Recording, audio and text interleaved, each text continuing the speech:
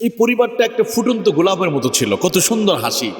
কিন্তু তারা জানা না এই হাসি আর কেউ দেখতে পারবে না, সন্তানও পারবে না, তার বাবাও পারবে না, তার মাও পারবে না। সন্তানগুলোর মুখে কত সুন্দর হাসি। উন্নত জীবনের জন্য তারা যাচ্ছে, লন্ডনে পাড়ি জমাচ্ছে।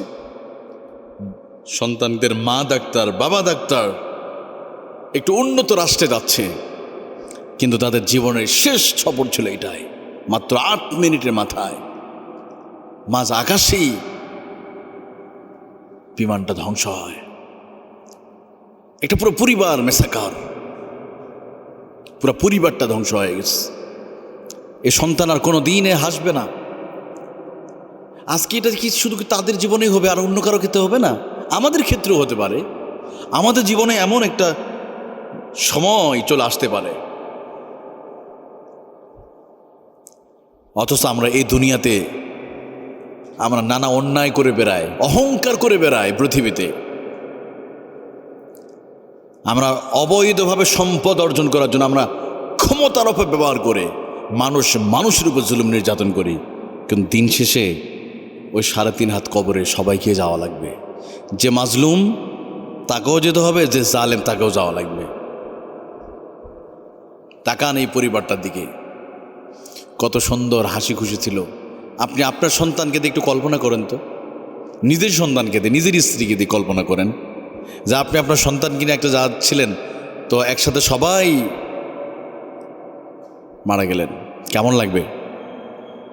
এটা কি একটা পরিবারের জন্য? এই পরিবারের উদাহরণটা গোটা পৃথিবীর সমস্ত পরিবারদের জন্য উদাহরণ আল্লাহ তাআলা দিয়েছে। এখানে এই জন্য সন্তান কিনে অনেক অহংকার করা, অথবা নিজের স্ত্রীকে নিয়ে, সন্তান পরিবার নিয়ে অনেক অহংকার, এগুলো দূর করে ফেলতে হবে। আমাদের ভিতর থেকে অহংকার মুছে ফেলতে হবে। অনেক বাবারা অহংকার করে, আমার ছেলে ইংল্যান্ডে পড়ে, আমেরিকায় পড়ে, অক্সফোর্ডে পড়ে, কিন্তু বাবা মারা গেলে জানাজার ছেলেটা আসতে পারে না। এমন আছে হাজার হাজার। ছেলেকে অস্ট্রেলিয়া পাঠিয়েছে, কিন্তু বাবার জানাজার সময় ওই সন্তান আসতে পারে নাই।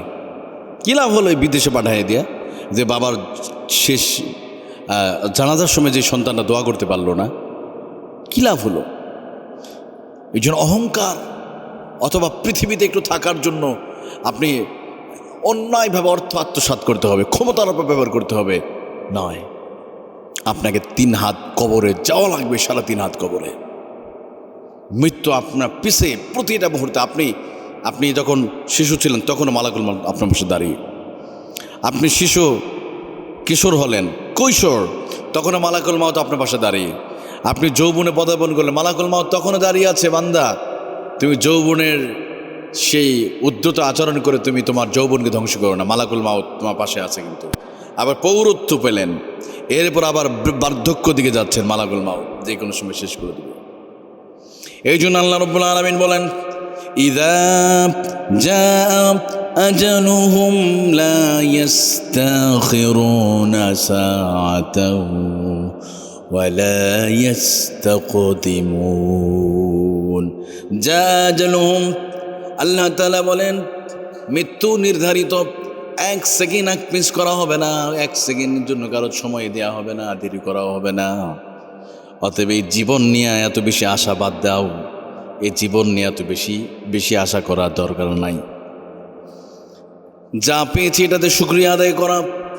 কারণ এমন মানুষ আছে, আপনি যে অবস্থা আছেন এই অবস্থা আসার জন্য যারা স্বপ্ন দেখতেছে, অর্থাৎ উন্নত জীবনের চিন্তা করে বেশি উন্নত জীবনের চিন্তা করার দরকার না। আল্লাহ যা দিয়েছে এতেই আপনি সন্তুষ্ট হন, শুকরিয়া আদায় করেন।